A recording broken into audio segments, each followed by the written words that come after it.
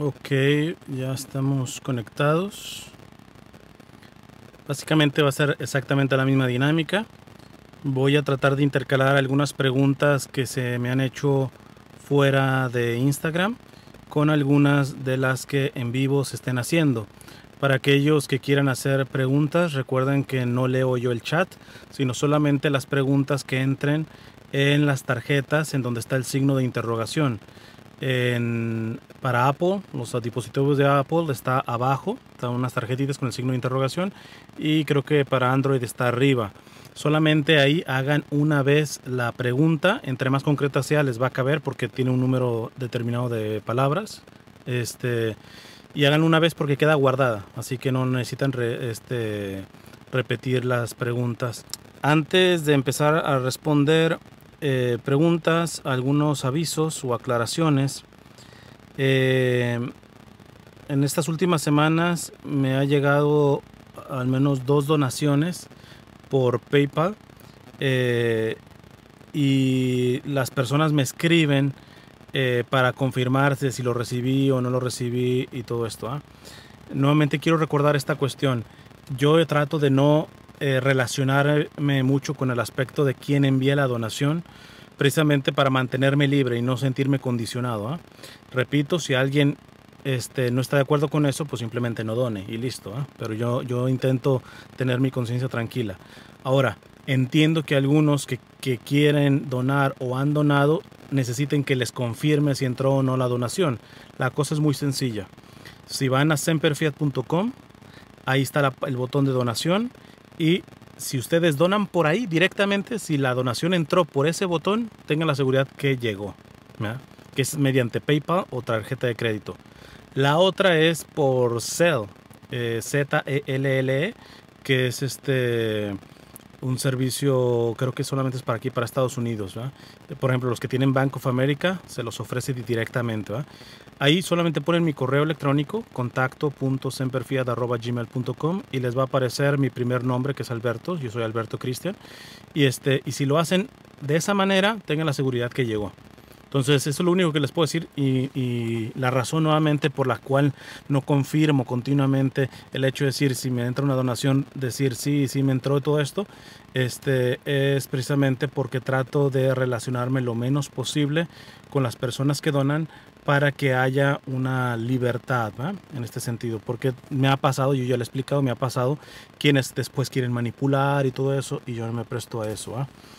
En la misma línea de esto, de un video, bueno, aquí no lo subí por Instagram, lo voy a tratar de subir, un video en donde hablé de esto de semperfiat.com, de cómo lo he reactivado. No es el mismo website de la vez pasada porque no estoy pagando un hosting, estrictamente hablando, pero les hablé de que, pues eso, por al no pagar, algunos se han ofrecido, por ejemplo, que tienen un servidor, a hospedar mi página ahí, otros a pagarme para hospedar semperfiat.com como lo tenía, o sea, como una página bien hecha como tal. Aquí mi problema es de que tampoco, salvo que haya mucha confianza con el donador, tampoco yo recibo como que una persona me dice, mira, yo te voy a dar una mensualidad para que pagues el hosting de semperfiat.com y lo reactivas como antes. Precisamente por eso, por lo mismo, porque habría un tipo de condicionamiento, y yo saben que me manejo muy libre en la manera de evangelizar y no quiero correr riesgos que después se me quiera manipular, etcétera. Entonces, en ese sentido, más bien, si como en el pasado tengo más recursos, pues yo los voy administrando en las prioridades que veo, y si llega un momento en donde tengo lo suficiente para poder pagar nuevamente un hosting y la seguridad de ese hosting y todo eso y reactivar la página, pues lo haría. Pero si no, les recuerdo que hay evangelización antes, en y después de Cristian Huerta, ¿va? O sea que, bueno, subiré aquel video porque hay dos razones, ¿va? Pero esto porque algunos también me han escuchado de que tengo la cuenta de Zoom solamente limitada, y eso solamente me permite 40 minutos para grupos, ¿va? Entonces, y ahora que se están ofreciendo más charlas y todo esto más por internet, ya ha habido un par de personas que me dicen que que me podrían pagar como la membresía esta de Zoom para que sea ilimitada. Repito, si me entran donaciones eh, este, generales como tal, yo lo puedo administrar para eso, pero que una persona concreta me dé para que se pague eso, realmente tendría que haber mucha confianza, porque repito, no me gusta, y mi experiencia ha sido desafortunadamente no del todo satisfactoria, no me gusta atarme las manos a las iniciativas de evangelización por gente que me ha hecho algún favor. Prefiero antes trabajar con lo sencillito o con piedritas nada más que que estar con las manos atadas, ¿verdad? Me gusta ser bastante libre en este sentido, ¿eh? Y la última aclaración, esto no lo sabía, que la aplicación de Brave, este explorador que les quita la publicidad, pues sí, les quita la publicidad en su versión para computadora, pero en la versión para dispositivo, antes, porque antes yo lo había probado, sí quitaba la publicidad, por ejemplo, de YouTube. Parece que sí la quita, pero de websites, pero de YouTube, en la aplicación de Brave para celular, no la está quitando. O YouTube hizo alguna cuestión para que Brave sea imposible quitar la publicidad de YouTube. Entonces sé que Brave funciona mejor para computadora, pero simplemente aclararles de que parece que en la aplicación de Brave para celular no quita, a lo menos de YouTube, la publicidad. De otros websites normales sí se las va a quitar, ¿no? Esto aclararlo. Y bueno, esto después ya yo lo subo, recuerden, a YouTube, y ahí voy a poner nuevamente el enlace para aquellos que quieren descargar Brave.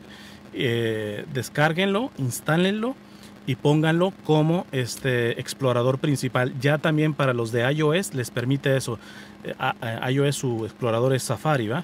Pero pueden bajar Chrome también y todo esto, y no daba permiso de que fuera el explorador principal. Ya Brave se puede poner como explorador principal también para el celular. Entonces yo les recomiendo hacer eso para quitar la publicidad y no ponerse en riesgos. Bueno, esto en cuanto a avisos. Hoy voy a comenzar con alguna pregunta de las de en vivo, y ahorita paso a las que me han llegado por Telegram o por correo electrónico. Vamos a ver por aquí. ¿Qué es lo más correcto que les debemos enseñar a los niños que ya hicieron la comunión? Van a confirmarse, me imagino que dirá eso. Pues habría varias cosas. Le digo lo que se me está viniendo ahorita en la cabeza. De pronto, aquella frase de San Agustín que decía: nadie reciba el cuerpo del Señor sin ser antes un adorador. Yo creo que sería muy buena tarea, ahora que ya son niños que hicieron su primera comunión, profundizar sobre este tema de la adoración eucarística. Creo que sería una cuestión para enseñarle, más que con conceptos, digo, también uno les puede enseñar, ¿va? Pero profundizar en el hecho mismo de adorar, basado en esto de San Agustín: nadie reciba el cuerpo del Señor sin ser antes un adorador. ¿Existen verdades absolutas? Desde luego. Y esto es lo curioso, que aquellos que dicen que no existen verdades absolutas, al decir eso están poniéndose como si fuera una verdad absoluta. No sé si captan. Si yo digo no existen verdades absolutas, estoy diciendo que esa verdad de que no existen verdades, es absoluta. O sea, el relativismo no se sostiene por sí mismo, porque cualquiera que diga que no hay verdades absolutas está absolutizando esa opinión, ¿verdad? Entonces, desde luego que existen verdades absolutas. ¿Cómo debe ser la vestimenta de un verdadero caballero y dama católica día a día? Eso yo creo que es bastante subjetivo. Debe ser modesta. Si queremos poner un acuerdo objetivo, la modestia, ¿va? Pero es subjetivo en el sentido de que, por ejemplo, la otra vez estaba hablando con una amiga de esto, de una publicación que ponían como a un muchacho así, ya ven que casi con los pantalones casi en las rodillas y un peinado así medio emo y todo eso, y ese dice masculinidad del 2020, y lo ponían masculinidad de 1940, y un hombre bien trajeado y todo eso. Y yo le decía a mi amiga: yo remotamente me veo con traje. O sea, para empezar, ya saben que yo nomás tengo 7 camisas negras y 5 jeans y párale contar mis sandalias, unos tenis para cuando tengo que hacer algún tipo de deporte, pero y yo no me siento menos hombre por el hecho de no estar trajeado. Entonces también tengan mucho cuidado esto, porque a veces podemos caer en estereotipos, ¿va? También las cuestiones indígenas, las culturas indígenas. No necesariamente un cierto tipo de desnudo es en sí mismo inmodesto, ¿va? O sea, es más complicado esta cuestión, ¿verdad? Entonces, aquí yo creo que ayuda a profundizar lo que se llama la inculturación del evangelio, porque siempre tenemos que rescatar los elementos buenos, bellos y verdaderos de culturas, por muy diferentes que sean a la nuestra, y elevarlos por el evangelio, sí, ciertamente, ¿va? Entonces, yo no me atrevería a decir la forma correcta de vestir las mujeres es con unas faldas hasta los tobillos, que se ha dicho de paso, a mí me gusta, sean guapas, con vestidas así, y pues casi con un cuello hasta de tortuga. Yo diría que mientras sea modesto, y entonces ahí hay que cuidar las formas del cuerpo, ver el contexto cultural en el que me encuentro, en el que yo mismo he crecido. O sea, hay varios elementos que no es fácil, ¿verdad? Pero sin duda yo no pondría como un estereotipo, ¿verdad? Eso sería bastante injusto. ¿Qué hacer cuando sentimos el corazón seco y vacío? Se me viene a la cabeza recomendarte un libro. Búscate un libro que se llama Ven, sé mi luz, que son las cartas de Madre Teresa de Calcuta. Ven, sé mi luz, de Madre Teresa de Calcuta. Creo que ese libro te podrá ayudar mucho al respecto, ¿verdad?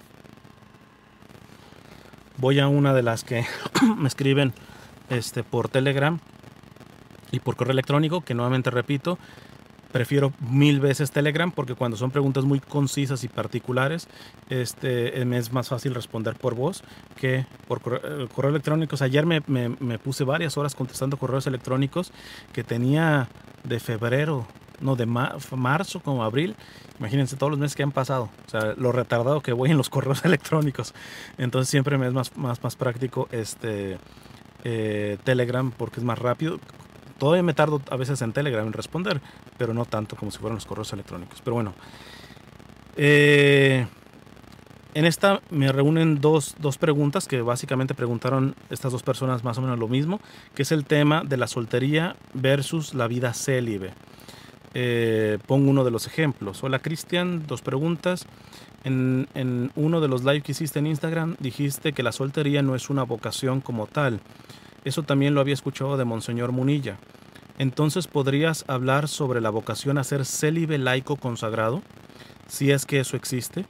La verdad desconozco del tema. Sería bueno escuchar sobre tu situación, es decir, eres misionero de tiempo completo, pero tienes algún tipo de consagración o compromiso para toda la vida con respecto a eso. Y bueno, ahorita vamos a la otra pregunta. Entonces, a ver, la primera cuestión. Soltería versus vida célibe.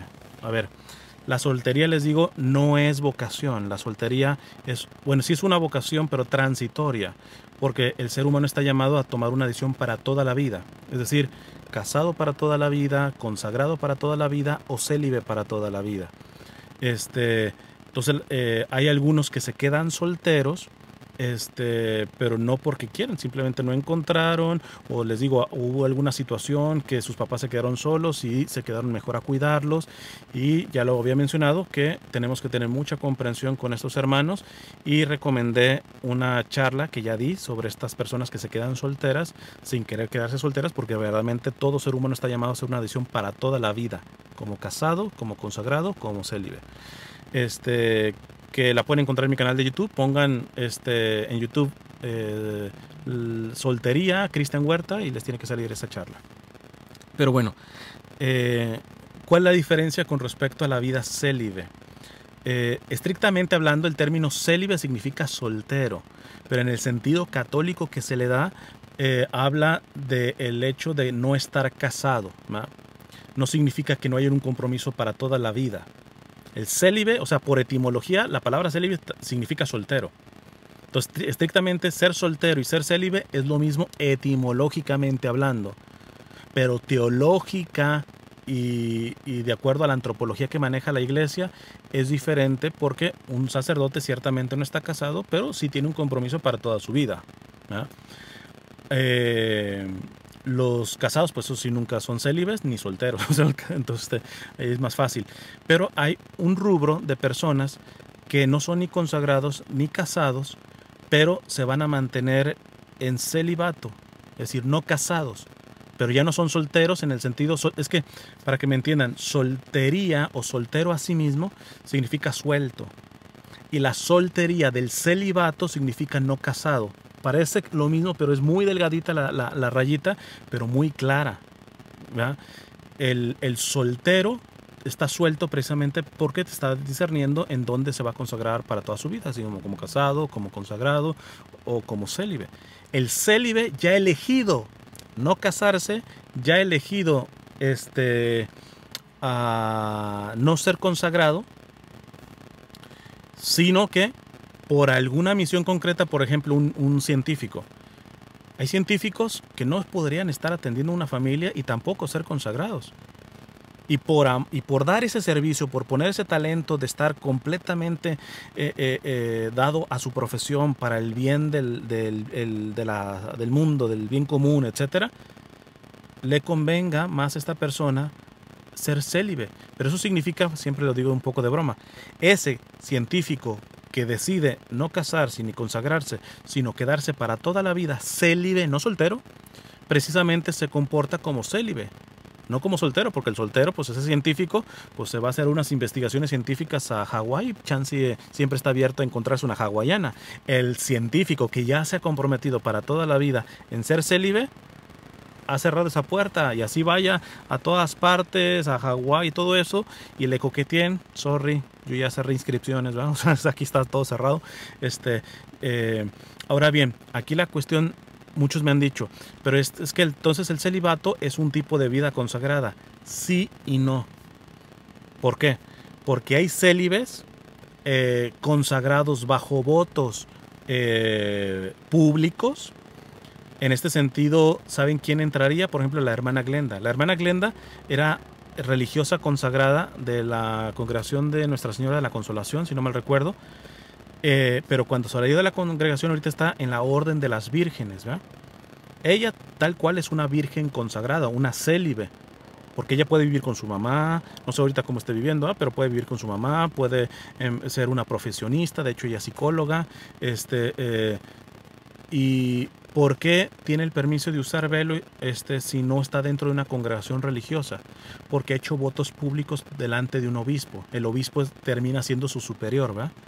Entonces estos célibes son célibes consagrados por votos públicos.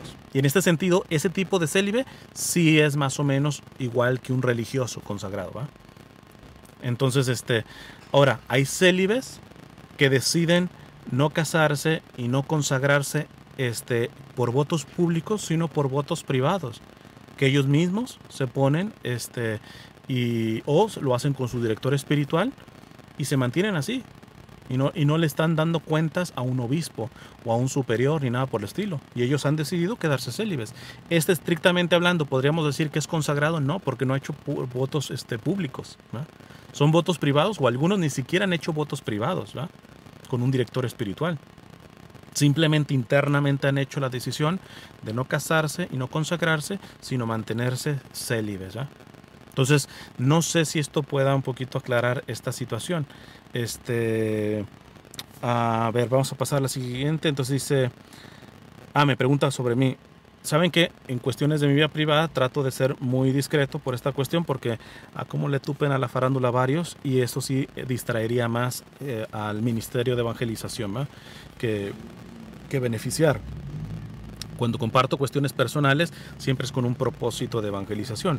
Voy a contestar por si algún propósito de evangelización tiene. Dice, la verdad desconozco el tema. Sería bueno escuchar sobre tu situación, es decir, ¿eres misionero de tiempo completo? Ahí sí. Yo estoy a tiempo completo evangelizando. Pero, ¿tienes algún tipo de consagración? No. Yo soy un misionero laico o seglar, es decir, soy un laico y un seglar como ustedes, común y corriente. De hecho, más corriente que común, pero común y corriente, simplemente que a tiempo completo me dedico a la evangelización. No tengo consagración o compromiso para toda la vida con respecto a eso. Con respecto a mi vocación esencial, para quien no le entienda, si me acuerdo, cuando edite este video y lo suba a YouTube, les pongo un enlace donde hablo de los diferentes niveles de la vocación, ¿va? Y mi vocación esencial, en eso me queda claro. O sea, yo me quedé como célibe, ya la vida consagrada, es la única cosa que les puedo decir, está cerrada por un discernimiento que se ha hecho en dirección espiritual. O sea, en mi caso solamente queda decidir por el matrimonio o la vida célibe.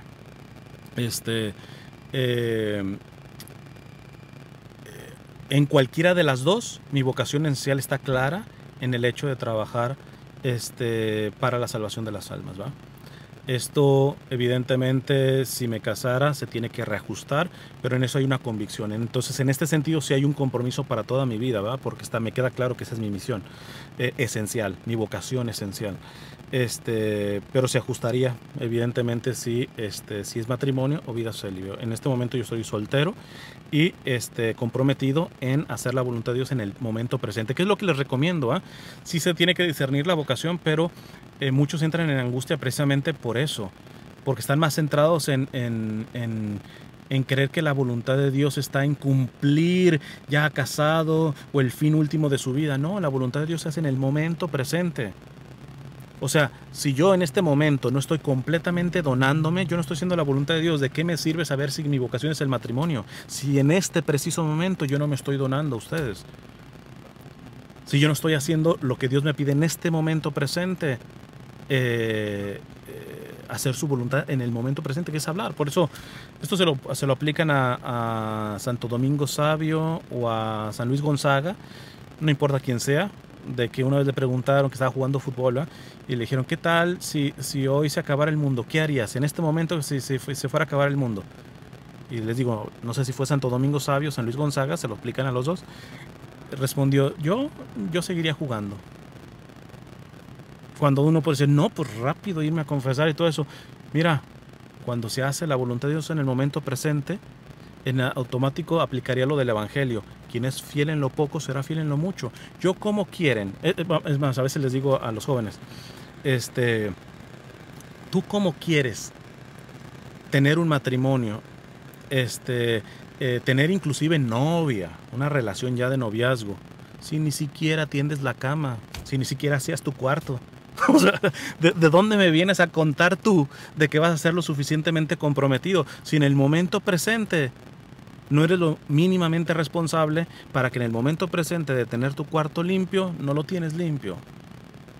¿De dónde crees que te van a salir fuerzas como para aguantar todas las tentaciones y pruebas y más en estos tiempos que se le viene un matrimonio? O ya no se diga la vida consagrada. Puro cuento chino, ¿eh? Entonces, en mi caso personal, intento vivir muy intensamente el momento presente. Y ya, si mi vocación es el matrimonio, a su tiempo Dios lo mostrará.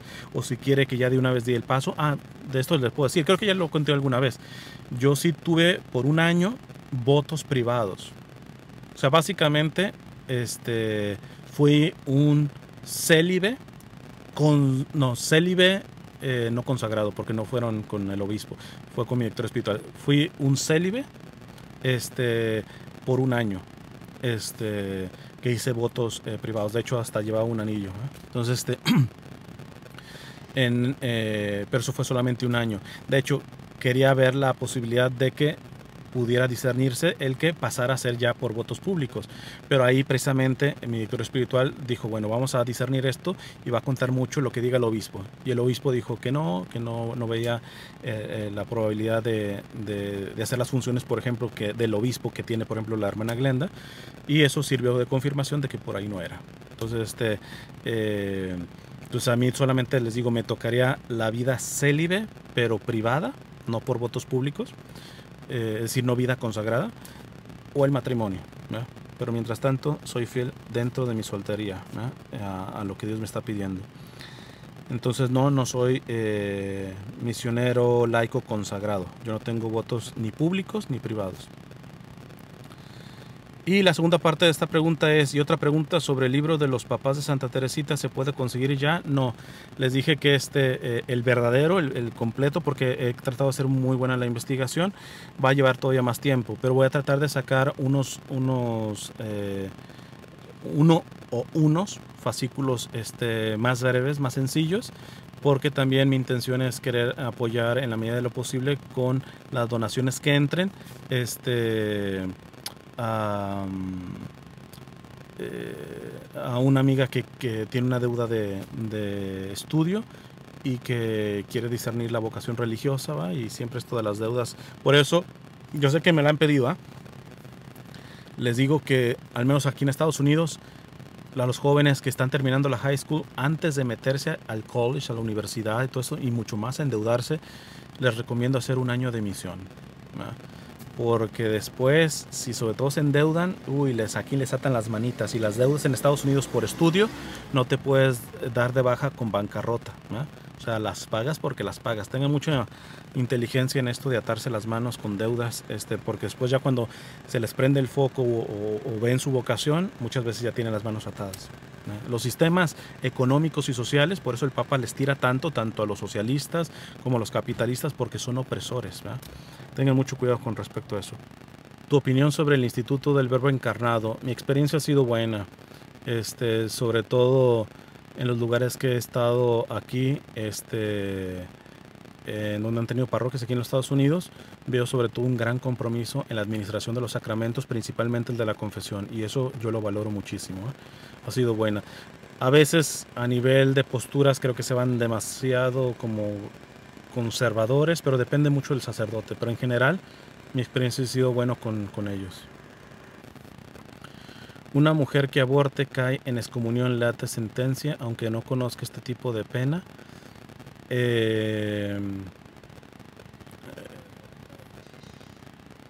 Me entra la duda, porque si hay un desconocimiento, recuerden que para que haya pecado, tiene que haber materia grave. La materia grave está, el aborto siempre será malo, voluntario, siempre será malo. Pero tiene que haber pleno conocimiento y pleno consentimiento. Y en este sentido habría que ver. Yo por eso soy muy cuidadoso en esta cuestión del aborto, porque hay algunos que se van encima, ¿va? De las mujeres que abortan.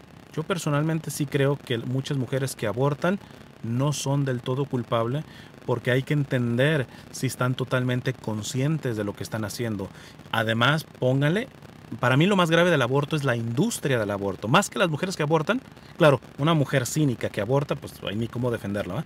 Pero yo creo que la inmensa mayoría son manipuladas y son abusadas precisamente por la confusión, el miedo que tienen y todo eso. ¿Por quién? Muchas veces empieza por el propio el hombre que las embarazó, pero 100% encuentran manipulación por la industria del aborto, ¿eh? Por eso para mí las políticas pro vida no tienen que ir con tanto a decir a la mujer que ha abortado vamos a la cárcel. Eso no soluciona absolutamente nada, ¿va? Inclusive a mí personalmente en muchos casos me parecería injusto, ¿va? Porque hasta qué punto en su conciencia, en su razonamiento, estaba completamente ella consciente, ¿verdad? O sea, esto es muy delicado. Yo lo que diría, donde hay que meterle en la mano y mano fuerte es a la industria del aborto, a esos que lucran y manipulan y se benefician precisamente del pavor, del terror, de la confusión de estas mujeres, ¿verdad? Y se ganan su dinero con sangre inocente, que es de los niños abortados, ¿verdad? Entonces, no sabría decirte estrictamente hablando, así, como dicen, a golpe de buen cubero, si mi intuición es que no necesariamente, si no lo sabe, si lo ignora como tal, a lo menos para que haya pecado grave, tiene que haber pleno conocimiento. Y si no lo tiene, entonces, pero esto es así rapidito y me puedo equivocar, ¿va? Voy a una de las preguntas que se han hecho por Telegram o correo electrónico.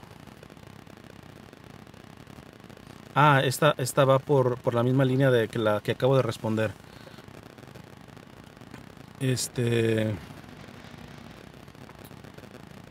Una de las personas que estaba padeciendo esta cuestión de la soltería y de que va avanzando la edad y a veces la presión de la gente, de que son bastante injustos con estas personas, de que ya te estás quedando y todo ese tipo de cosas, solterona. Este, Me ha dicho como elementos que creo que son válidos para contemplar, y esto va muy especialmente para aquellos que me siguen y evangelizan, y más en el área de la familia, ¿va? Porque esta persona me decía que lo que le preocupa también son las generaciones que vienen detrás de nosotros y se quedarán solteras por las circunstancias políticas y económicas. Precisamente, totalmente de acuerdo, ¿eh? Precisamente este es uno de los puntos que el Papa Francisco ha continuamente presionado. Mucha gente dice, es que ya abusa con tanto meterse en la doctrina social de la iglesia y todo esto. Es que si no arreglamos esta situación a nivel social y socioeconómico, otras realidades, por ejemplo la del matrimonio, no se van a sostener. El Papa Francisco les ha dicho, o sea, ¿cómo quieren que ante estos sistemas económicos de derecha o de izquierda, progresistas o conservadores, que cada vez asfixian más, cómo quieren que unos jóvenes piensen en casarse, en tener familia, si muchas veces no tienen ni para sostenerse a nivel personal? O sea, por eso yo apelo mucho al aspecto de una visión de la fe verdaderamente integral. Dejémonos de nomás agarrar un pedacito de la fe, no, integralmente. Porque estoy totalmente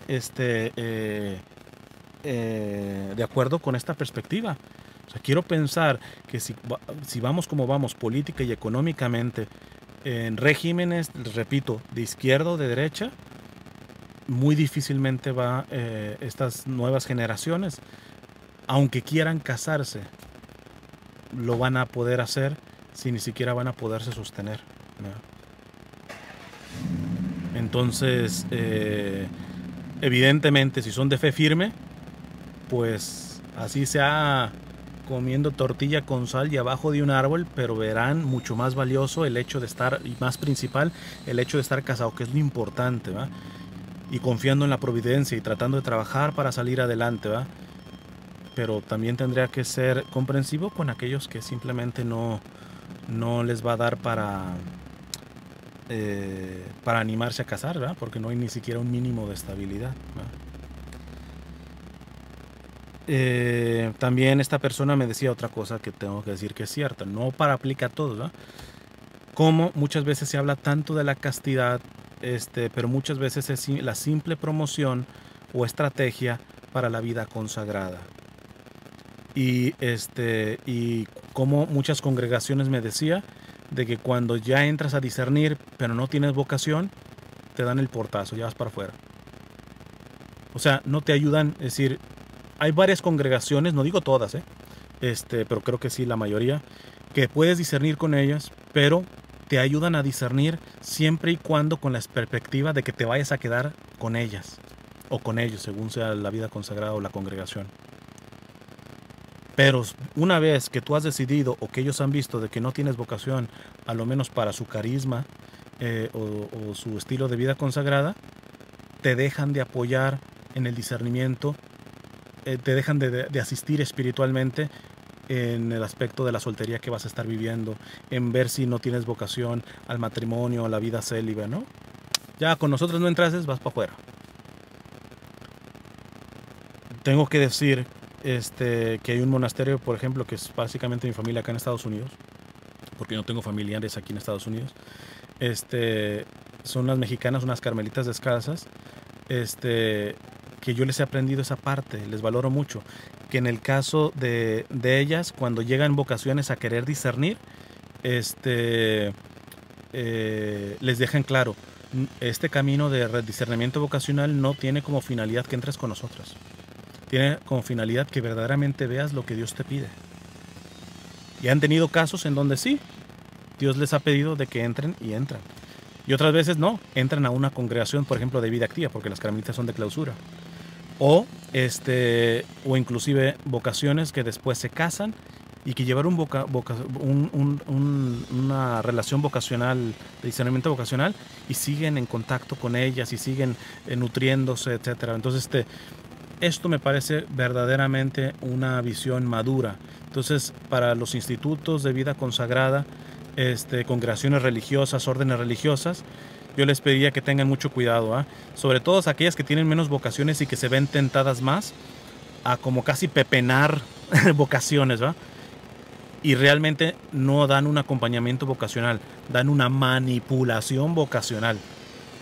No, hay que ayudar realmente a la persona a que sea libre y a que en esa libertad vea lo que Dios le esté pidiendo, aunque no sea contigo, ¿va? Entonces, eso es lo que yo podría opinar y por lo tanto, doy algunas conclusiones con respecto a esto. La soltería como resultado de una donación diaria en el presente. Tener, lo que les acabo de responder en la primera pregunta, lo vuelvo a decir, clave para el discernimiento vocacional. Sí, pensar en qué vocación me está pidiendo el Señor, y esto creo que ya también se los conté, cuando tenía este proyecto, que lo sigo teniendo, de poder evangelizar en Asia, el padre Jordi Rivero, un sacerdote muy, muy bueno, una vez me dijo, mira, tú sigue proyectándote, etcétera, para cuando se abra la oportunidad, pero no te centres tanto en ese proyecto y dejes de hacer la voluntad de Dios en el presente. Entonces, para el aspecto vocacional, clave entender que la principal vocación de Dios que se tiene que hacer es la que se tiene que hacer ahora mismo. Eso no quita que seguir discerniendo en la vocación de Dios a futuro, pero la más importante es la del presente, ¿eh? Porque mucha gente pues no vive el presente por andar sacando conclusiones matemáticas, vocacionales allá para y viven una realidad que no existe ni siquiera. Hoy más que nunca, también otra cosa que puedo decidir, hoy más que nunca decidir teniendo en la mira la cruz y la pobreza. Precisamente porque los sistemas políticos y económicos son un desastre, liberales o conservadores, progresistas o conservadores, socialistas o capitalistas, son un desastre totalmente. Por eso la Iglesia ha confrontado los dos bandos. Sea la vocación que vayas a tener, hay que empezar a tener, la tendríamos que tener desde antes, ¿verdad? Pero antes pues un poquito más de comodidad nos nubla esto. La comodidad siempre turbia o corrompe el discernimiento. Pero hoy más que nunca, si quieres a la mala, tenemos que aprender que el discernimiento vocacional tenemos que entender que siempre va a venir con cruz y pobreza. Esto es muy clave, ¿eh? Urge que las congregaciones ayuden al discernimiento sin manipulación o propagandismo. Y mira, aquí les puse una nota para cuando respondiera esto. Les voy a contar una cuestión personal y particular, ¿verdad?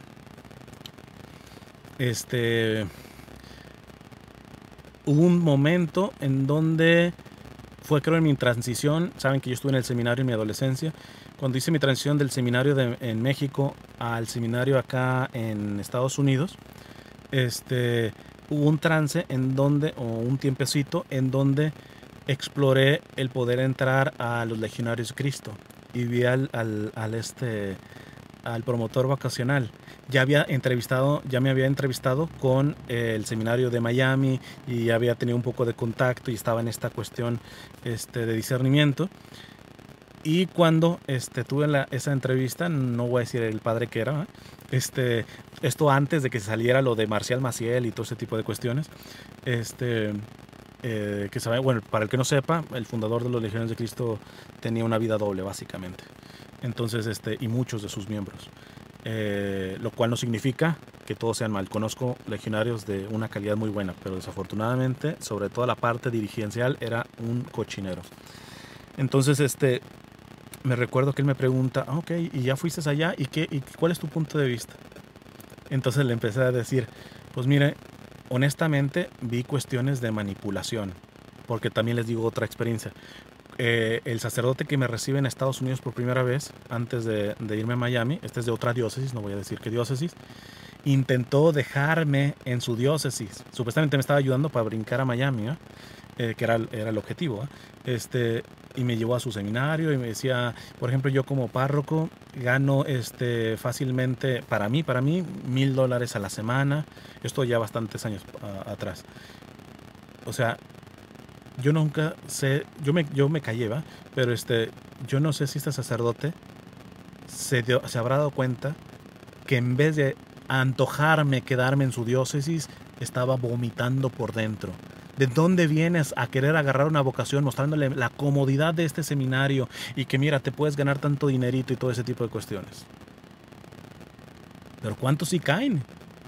¿Cuántos inclusive consagrados o seminaristas de otros países? Eso me lo decían a mí.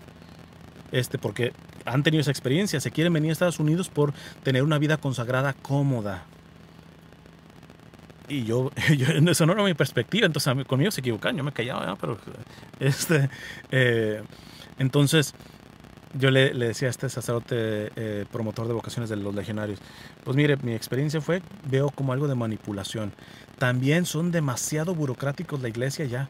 Le dan más peso a los papelitos y a los procedimientos que al celo del evangelio y todo esto. Y nomás le veía la cara. Y me dice, ¿sabes qué?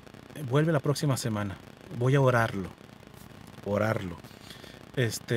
Y ya regresé. No, mira, yo creo que el Señor me ha confirmado de que no eres para esta congregación.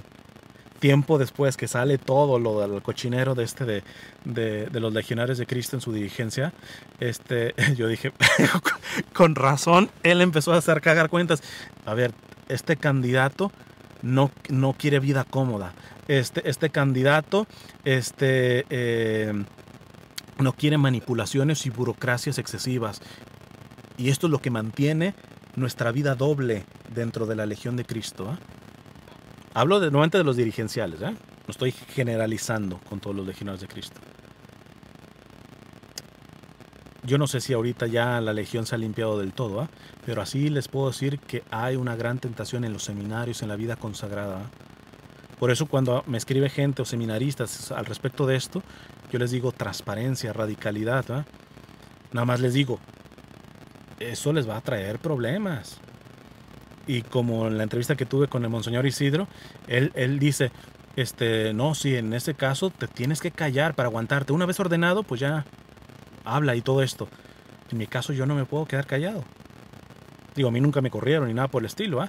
Pero es más, les digo un poquito cuestión privada. Parte del discernimiento de que ya la vida consagrada no es para mí, que hice esto con un director espiritual muy bueno. Uno de los elementos me decía, además, tú ya no hicieras la vida consagrada porque dice, tú no te callas. O sea, dice, y muchas veces es necesario callarse y aguantarse las injusticias y todo este tipo de cochinero que a veces hay al interior, y aguantarse hasta que ya mejor después de ordenado, ahí sí empieza, ¿eh? Entonces, para mí es claro que este elemento de tu personalidad no cabe dentro de la vida consagrada. Había otras cuestiones, ¿verdad? Pero entonces, pues yo muchas veces lo que termino recomendando es los seminaristas, transparencia, radicalidad. Si son capaces de aguantarse en las cosas que ven mal, con tal de seguir avanzando para que los ordenen y no les pongan frenos, pues háganlo.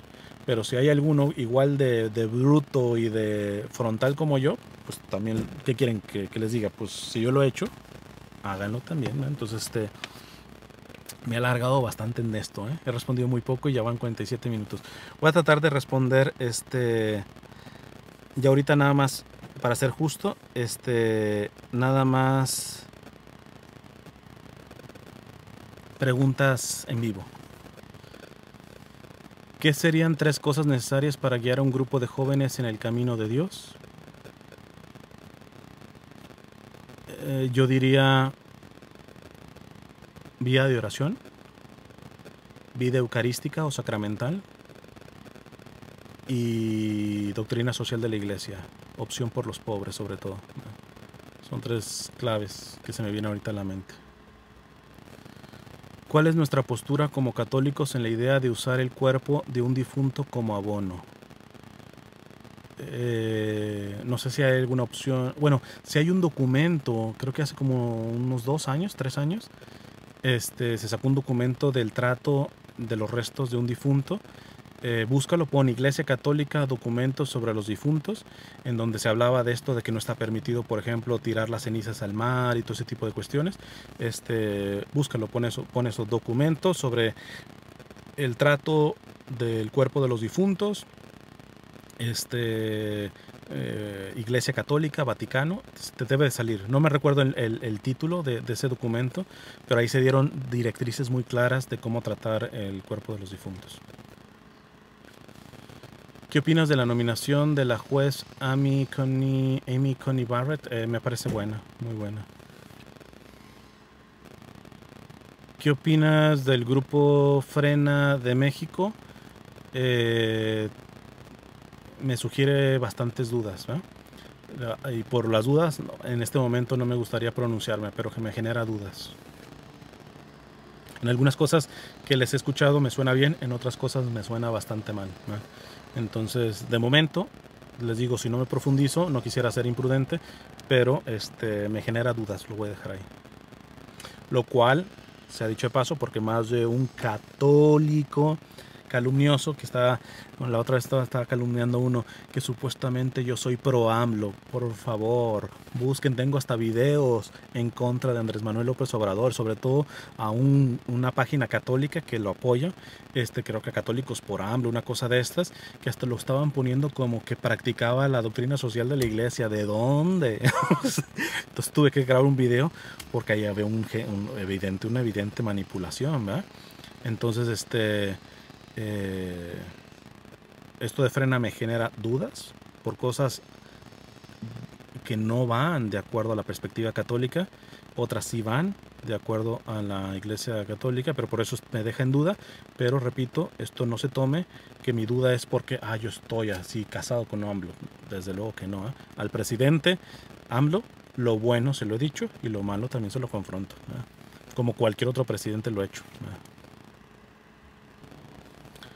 Quiero empezar a estudiar los primeros padres de la iglesia. ¿Cómo y por quién me recomiendas empezar?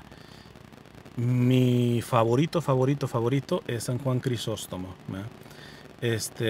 También, bueno, el que festejamos ayer, San Jerónimo, tremendo. Los dos Gregorios, los dos San Gregorios, San Gregorio Magno y San Gregorio de Niza. Ahí hay uno que se me está pasando que también... Ay. San Ambrosio.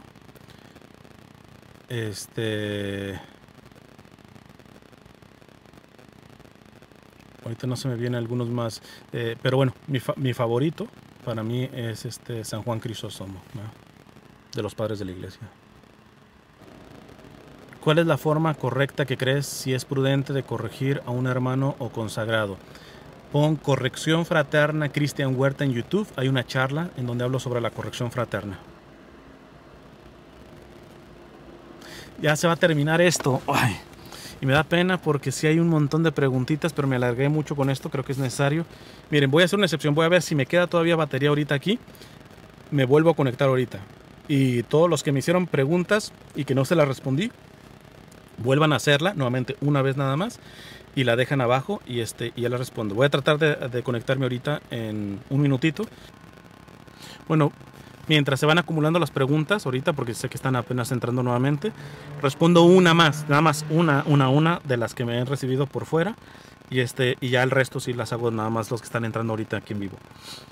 Una persona me preguntaba que si estaba mal que murió uno de una mascota que quería mucho y que siente más el dolor que hasta familiares que han muerto, ¿eh?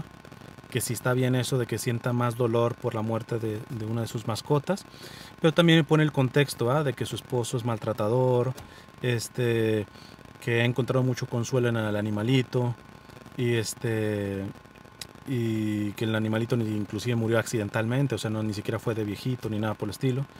Entonces, ¿qué puedo decir al respecto? En el caso concreto de esta persona, si ve este live, pues ciertamente no es sano, pero es que no es sano porque hay algo que no está sano de raíz, y lo que no está sano de raíz es precisamente la relación de matrimonio que tiene, ¿va?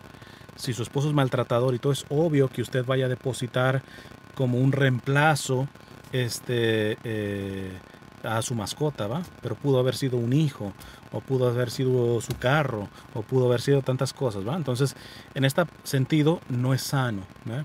Yo lo que pediría es, iría a pedir dirección espiritual o inclusive ayuda psicológica de psicólogos católicos, eso recalco, practicante, ¿va? No nomás de nombrecito, porque si no es mejor no meterse con psicólogos porque sale peor el remedio que la enfermedad.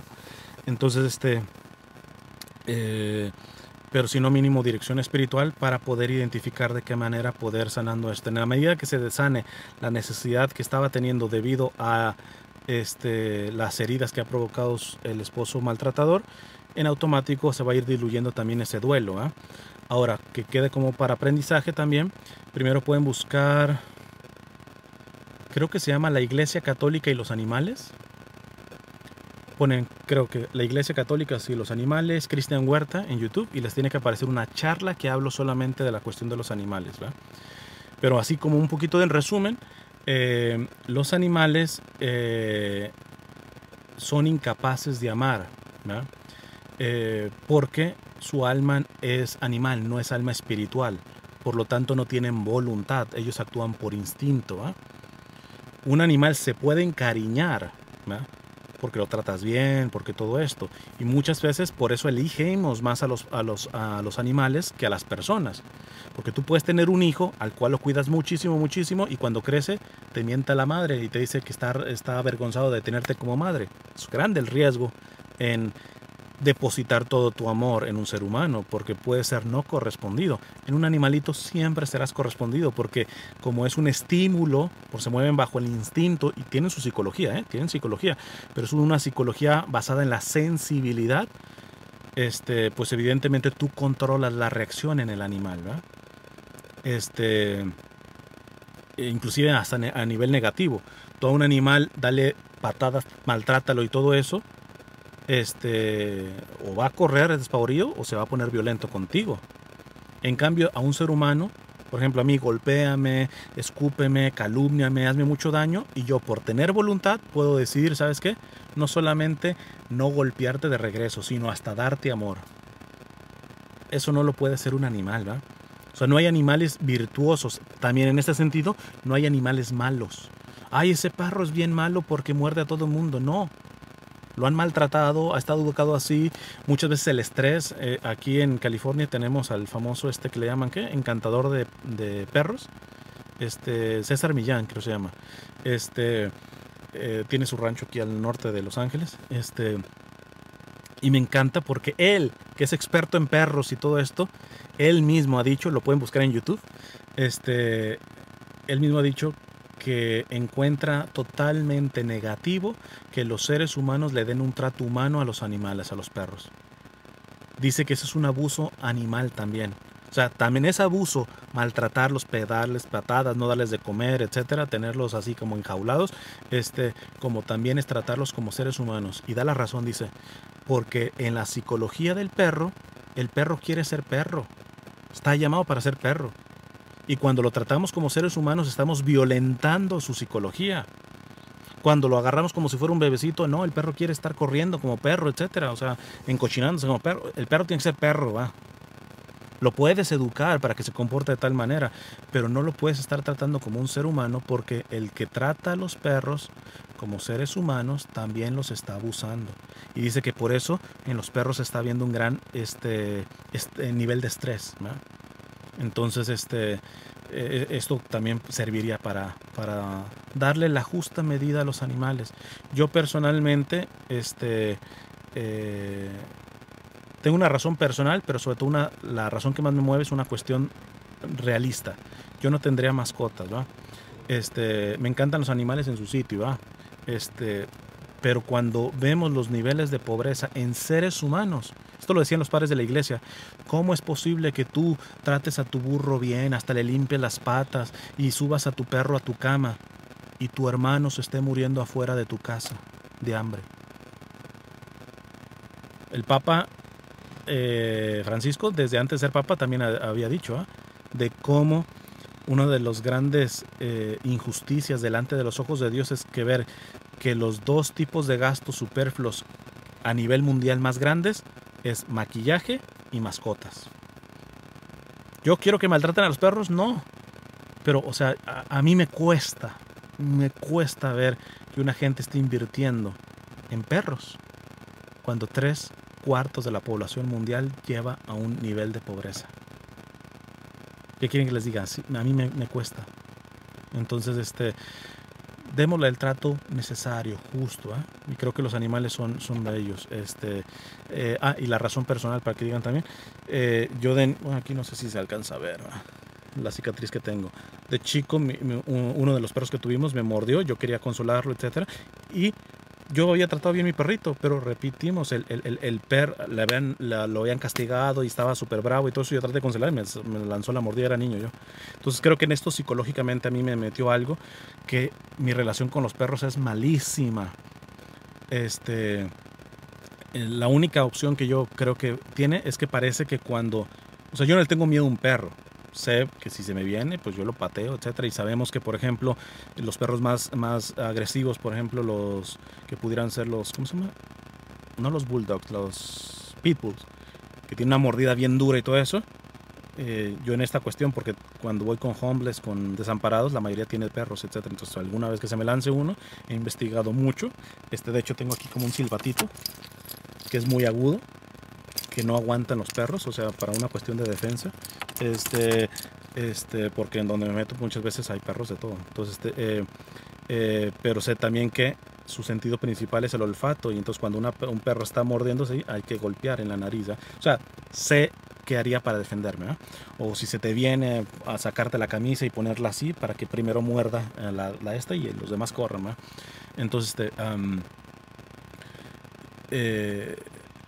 entonces no es por miedo, pero internamente mi psicología, quizá por esta experiencia, genera ciertas endorfinas o algo que los perros sí detectan. Entonces mi relación con los perros no es muy buena, porque primero les digo, yo no soy muy de perros, mucho menos de gatos. Antes tendré un perro que un gato. A mí lo que me encantan son los pájaros, los delfines, los acuáticos y los del cielo, me encantan. Pero entonces el perro, me dicen, quizá siempre son agresivos contigo, porque aunque tú estás tranquilo, tu psicología, dado lo que tienes grabado de cuando te mordió, genera ciertas sustancias que los perros sí perciben y que les molesta.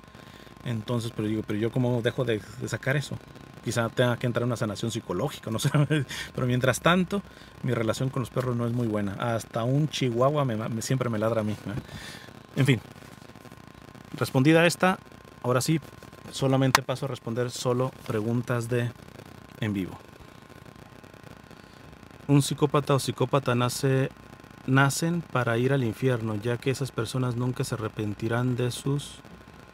Me imagino que eso... Sí, o sea, pero nuevamente, un psicópata puede hacer mucho daño, pero el que se condena es el que muere en pecado mortal. ¿Quién hace el pecado mortal? Aquella persona que tiene pleno conocimiento y pleno consentimiento, porque si no, no hay pecado, estrictamente hablando. O sea, en dado caso habría que ver más bien si esa persona que es psicópata tuvo en un momento suficiente libertad para no serlo, ¿no? Entonces, es bien delicado esta cuestión de la conciencia, de las personas, porque les digo, a mí me revienta cuando, por ejemplo, critican a los homeless, a los desamparados, pero es que son drogadictos, y me decía un amigo, yo iba a ayudarles, pero una vez me sacaron una navaja, andaba bien drogado. Y le digo, pues es que tienes que entender que el drama de estos hermanos que viven en la calle, la mayoría, no solamente es el hecho de no tener un hogar, sino que vienen a veces inclusive, por ejemplo, con una adicción de drogas que muchas veces ni siquiera eligieron. Les vino desde el vientre porque su madre se drogaba, y su madre se drogaba porque estaba siendo abusado por un explotador. O sea, tengan mucho cuidado. Por eso el Papa Francisco nos habla de la pastoral del acompañamiento, ¿eh? Entonces, con los psicópatas igual, yo vería, o sea, lo que está mal, los actos como tal se tienen que juzgar tal cual, pero ya en cuanto a la culpabilidad y todo eso, y ya no digamos en cuanto a su juicio eterno, uy, yo sería muy cuidadoso, ¿eh? Sé que en las denominaciones protestantes muy fácil, o sectas más bien, protestantes, es muy fácil mandar al infierno a todo mundo, y tristemente estoy viendo que más de un católico ya con facilidad dice, no, era tal un psicópata, un enfermo, todo esto ya está en el infierno. Ay, Dios mío, con la misma medida que juzguemos seremos juzgados, ¿no? Entonces, hay que condenar pecado, más al pecador siempre hay que rescatarlo. Estoy divorciada hace 12 años, ¿recomiendas anular mi matrimonio o no? No me quiero volver a casar. yo hablaría primero con un sacerdote a discernir esto y nada más aclarar que usted no puede anular su matrimonio, ni la iglesia anula matrimonios. La iglesia hace declaración de nulidad, es decir, investiga y si se da cuenta que no hubo matrimonio, declara que era nulo. Porque anular es hacer algo sí, que no era nulo y ahora sí hay que anularlo para que sea nulo. Hay que manejarnos bien con esta terminología porque si no transmitimos después negativamente el concepto. ¿Ah? La iglesia no anula matrimonios, la iglesia hace declaraciones de nulidad, es decir, declara después de una investigación que esa relación o ese matrimonio no fue válido, que es nulo. ¿Ah? En este sentido, si lo puede hacer, yo le recomendaría, pero antes yo creo que hablar con un sacerdote le podría orientar mejor. ¿Verdad? Es recomendable ver debates entre evangélicos y católicos. Depende de quién sea el evangélico y depende de quién sea el católico. Porque sí, tristemente muchas veces se ha vuelto un circo. La consagración como esclavo a Nuestra Señora minoriza a nuestro Señor Jesucristo, no desde ningún motivo. Porque el propósito de la consagración a la Virgen es precisamente para que nos demos completamente a ella sabiendo que ella no se queda nada. Todo lo pasa a Jesús. Ese es el objetivo de la Virgen. O sea, no la minoría, más bien la consagración a la Virgen maximiza nuestro amor por Jesús. Porque el que se consagra por la Virgen, a la Virgen es precisamente, debería ser al menos por eso, debería ser porque quiere tener una relación más plena con Jesús, estar más unido a Jesús. Precisamente por eso se acerca a aquella que conoce más a Jesús, al ser humano que conoce más a Jesús, que es su madre. No solamente no minoriza a nuestro Señor Jesús, es precisamente uno se consagra a ella para maximizar nuestra unión con Jesús. Si una persona que está en pecado, por ejemplo, un fornicario, hace mucha caridad, ¿se puede salvar? Repetimos, el juicio final lo hace nuestro Señor, ¿va? Pero hay que tener en cuenta los contextos de la fornicación, repito, ¿va? Ciertamente creo que es una de las cartas de Pedro que se dice que el amor cubre multitud de pecados. ¿Eh? Ojo, no se contemple con esto decir, yo fornico y mientras sea caritativo, con eso ya la hago. No es en ese sentido, ¿eh? Pero sí hay que entender que la caridad tiene esa capacidad de multiplicar los méritos, ¿eh? Porque puede haber personas que no tienen pecados así como graves, pero no son caritativos. Esos también te tendrán que preocupar, ¿va? No basta decir, no llego al último día de mi vida sin pecados gravísimos. Pero ¿cuáles son tus frutos de amor y de caridad? Al contrario, a quien se le dio mucho, se le pedirá mucho, ¿va? Entonces, no creo que haya una respuesta clara ahí, porque el juicio final le depende a Dios, ¿va? Uno tiene que nada más estar claro que tiene que tener guerra casada contra todo pecado, o sea, de fornicación y todo esto, y que cuantas veces caiga, cuantas veces me levanto y cuantas veces sigo dando la lucha, pero nunca justificar uno solo de los pecados, sea de fornicación o de lo que sea. Casada pelea y lucha contra el pecado, y por otro lado, casada decisión por unirse a la voluntad de Dios, de vivir las virtudes teologales, fe, esperanza y caridad, y de ahí ya abandonarse a lo que Dios disponga, ¿eh? ¿Los deseos de casarse los pone Dios en tu corazón o puede ser tu deseo más no su voluntad? Puede ser las dos. Por eso tiene que haber un discernimiento. Pero San Juan de la Cruz decía, Dios te hace desear lo que te quiere dar. De hecho, la santa que celebramos hoy, Santa Teresita, era una de las frases que más le gustaba a San Juan de la Cruz. Dios te hace desear lo que te quiere dar. Pero tiene que haber una purificación, porque hablamos de deseos santos, ¿verdad? Entonces, y después ese deseo hay que cotejarlo con otras realidades, ¿verdad? Pero sin lugar a dudas, Dios con frecuencia hace desear lo que nos quiere dar. ¿Por qué tanto mal en el mundo? Niños con cáncer que mueren a tan temprana edad, guerras, etcétera. ¿Por qué? Porque pues estamos, nuestra naturaleza está caída, ¿eh? Y hay algunos que quieren seguir más los impulsos de su carne, del demonio y del mundo, que son los enemigos del alma. Y mientras haya personas así, siempre la habrá.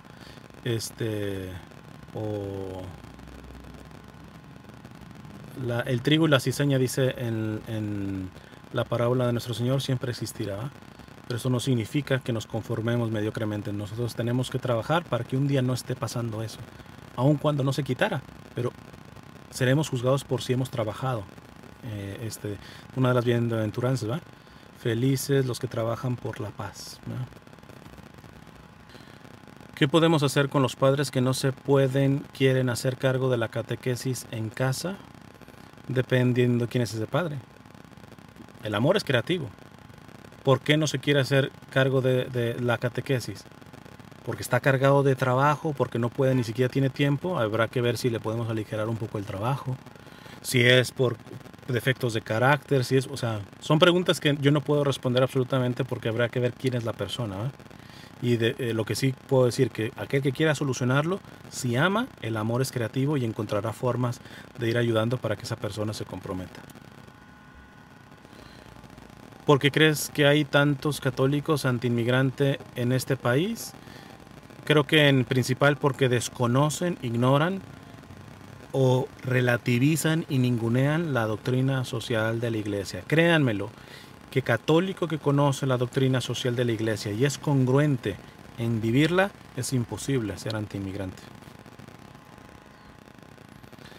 En cuestiones del aborto, ¿se puede estar a favor de la despenalización, de la no encarcelación?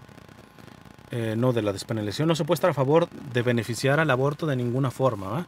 Ahora, el hecho de encarcelar, yo encarcelaría a los de la industria del aborto. A las mujeres que han abortado, analizaría.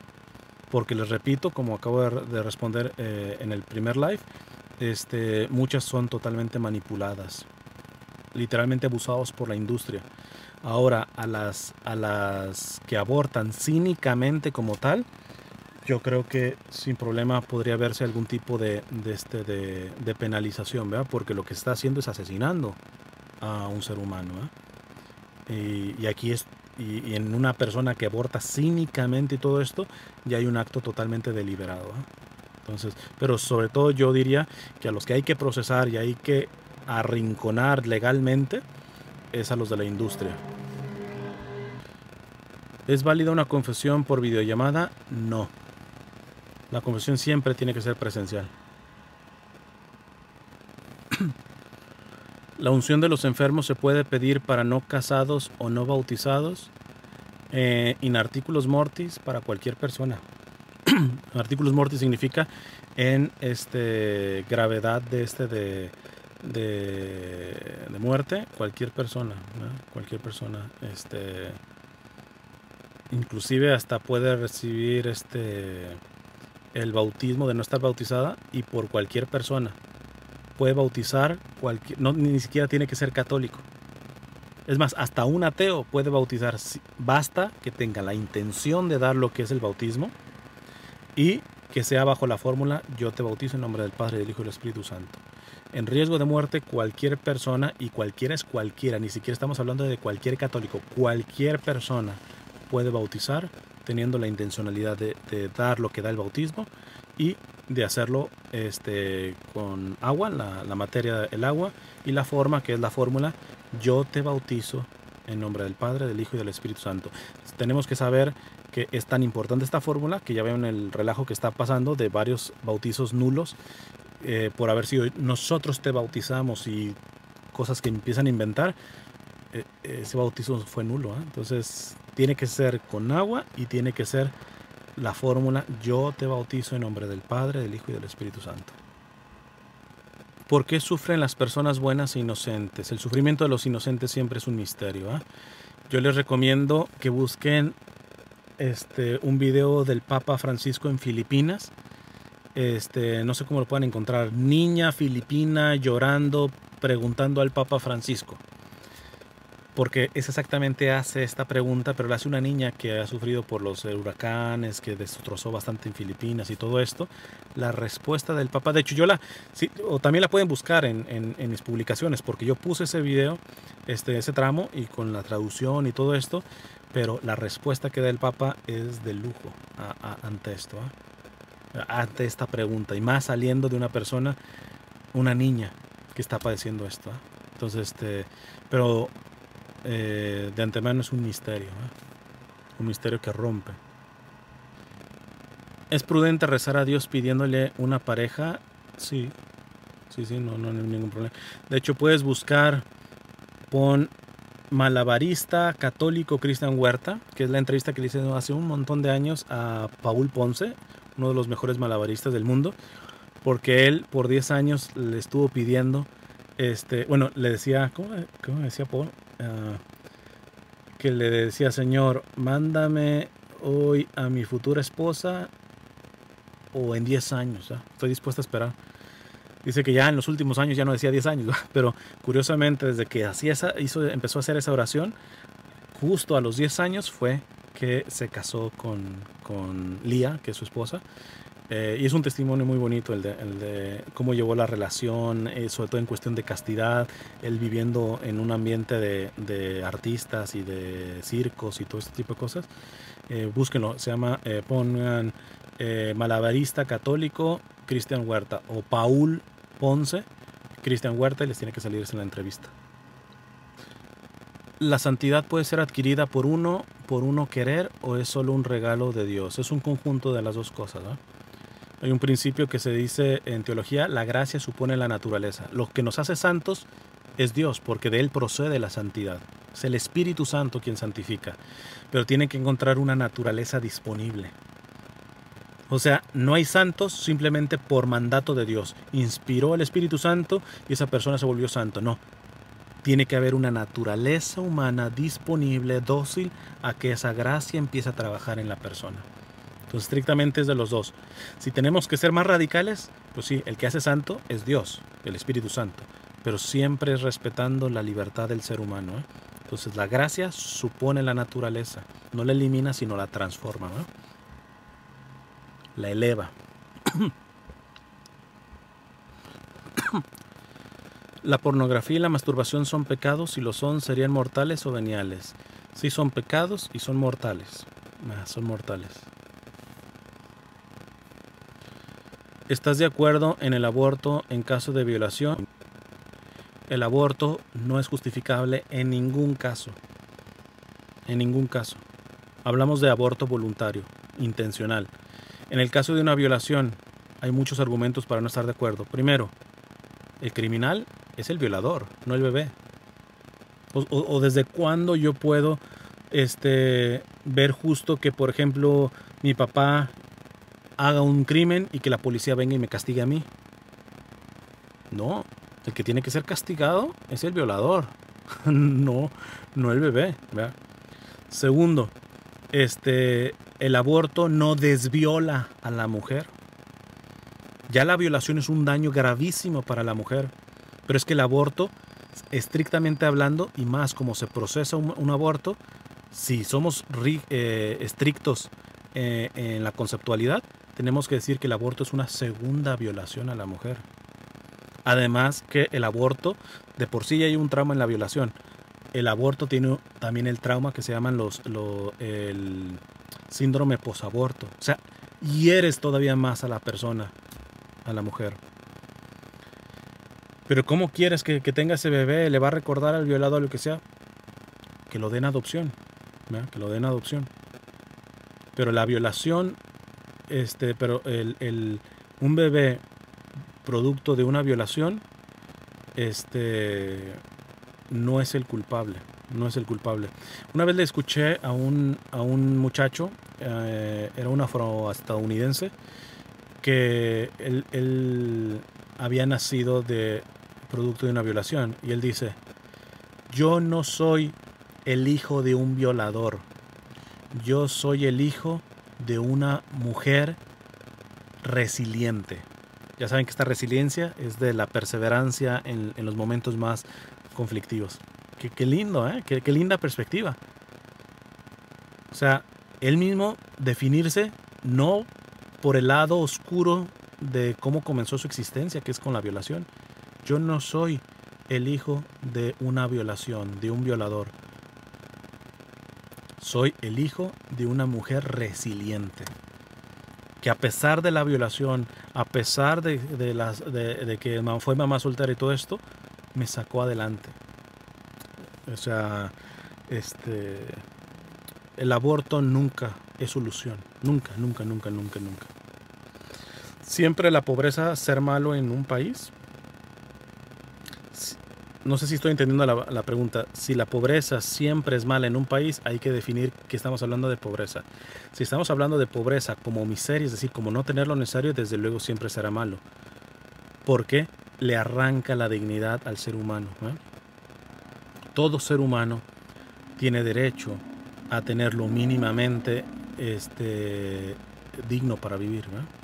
En este sentido, pobreza entendida como miseria a nivel, por ejemplo, material, desde luego siempre será mala, porque denigra al ser humano. Feministas dicen que nosotros que no mueren en abortos, pero los que mueren de hambre, ¿cómo responder? No sé si estoy entendiendo esto, pero cuando las feministas, estos grupos abortistas nos acusan de que solamente defendemos a los nacidos y no nos importa los más pobres o los que sufren en hambre, primero hay que reconocer que tristemente en muchas ocasiones tienen razón.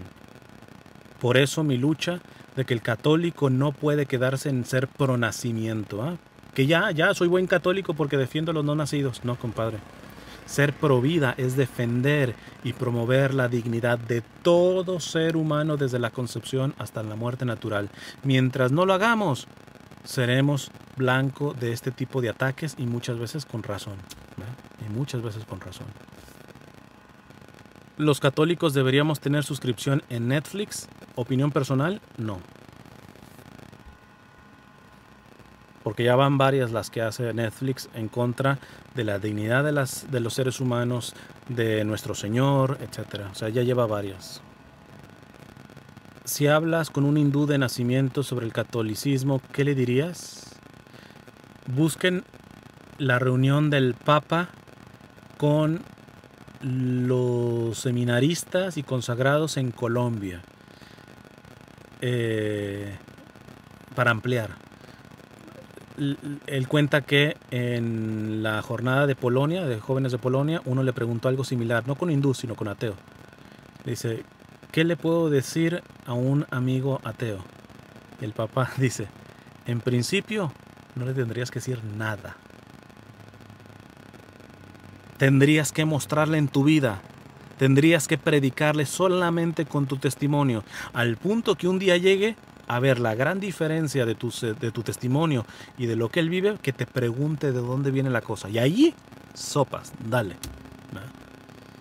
Tengan mucho cuidado. Sé que muchos de los evangelizadores promueven este tipo de evangelización de proselitismo.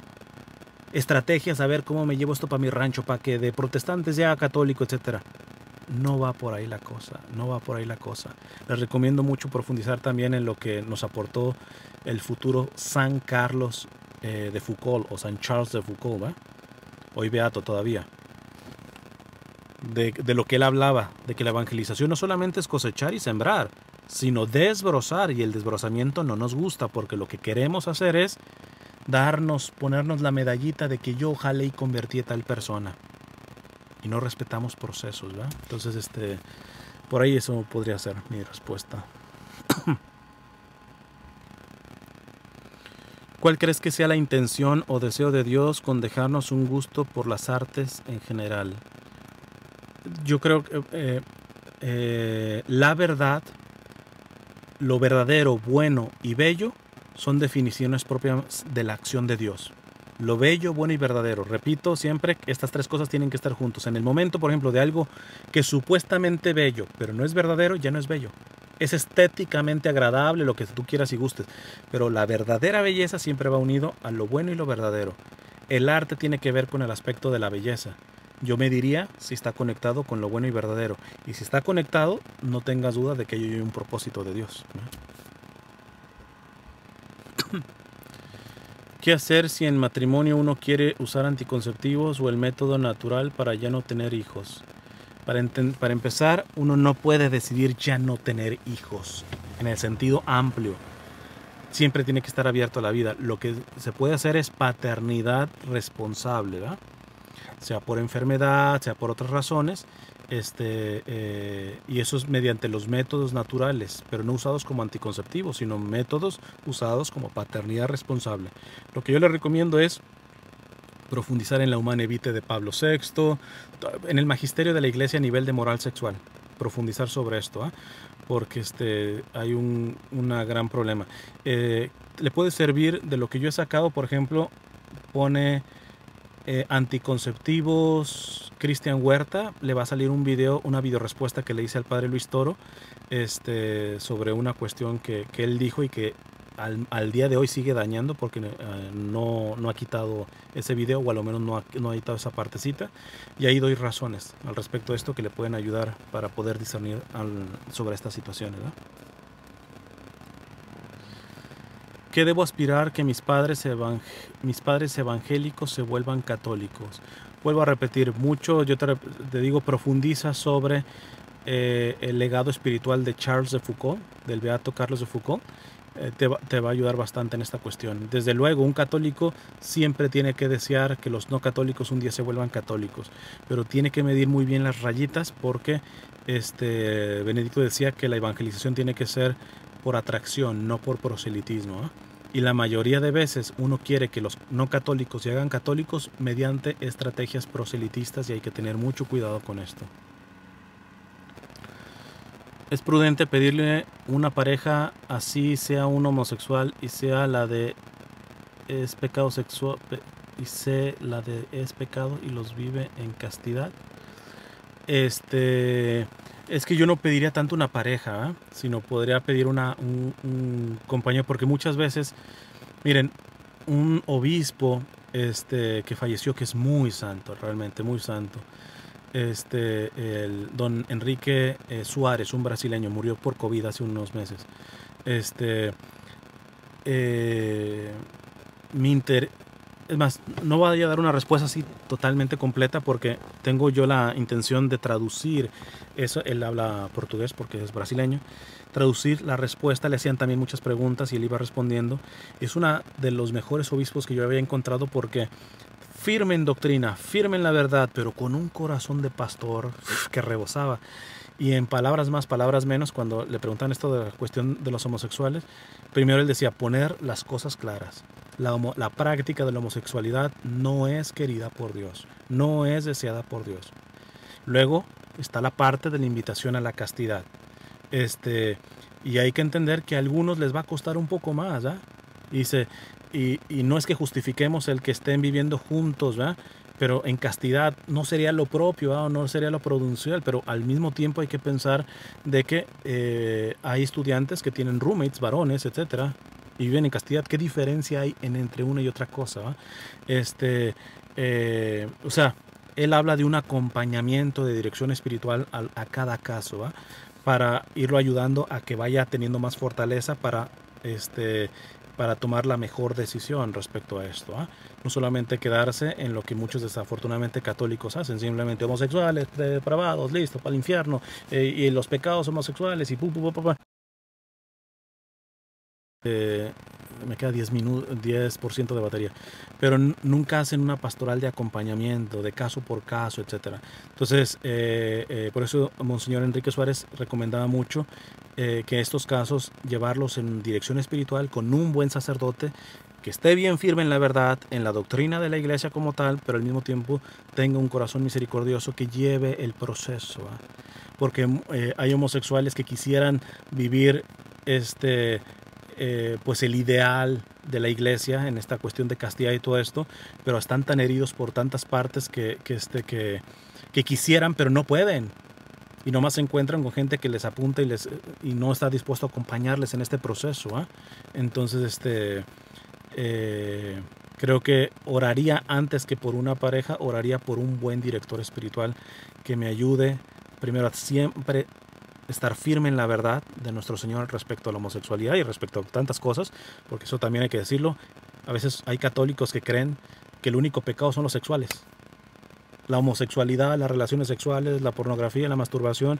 No, compadres, o sea, hay más pecados, muchos más pecados. De hecho, la sodomía, que tiene que ver con la práctica sexual de la homosexualidad, es uno de los pecados que clama al cielo, pero no es el único. Defraudar al trabajador, explotar al pobre, son pecados que claman al cielo.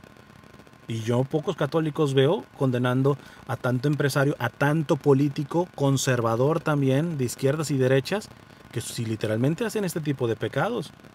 No, no, no, solamente, por ejemplo, quitar la vida al inocente. Hay un obispo aquí en Estados Unidos que es muy bueno, pero acaba de decir a los políticos que están a favor del aborto se les debe negar la comunión. Yo estoy de acuerdo, pero también hay que negárselo a los políticos, a los empresarios y todo esto que explotan a los pobres. Porque también ese es uno de los pecados que clama al cielo. Entonces, el tema es muy espinoso, pero sí yo intentaré traducir esa gran respuesta de en paz descanse Monseñor Enrique Suárez, que pronto ojalá sea entre su proceso de canonización porque se lo merece, y creo que daría mucha luz al respecto de responder esta pregunta.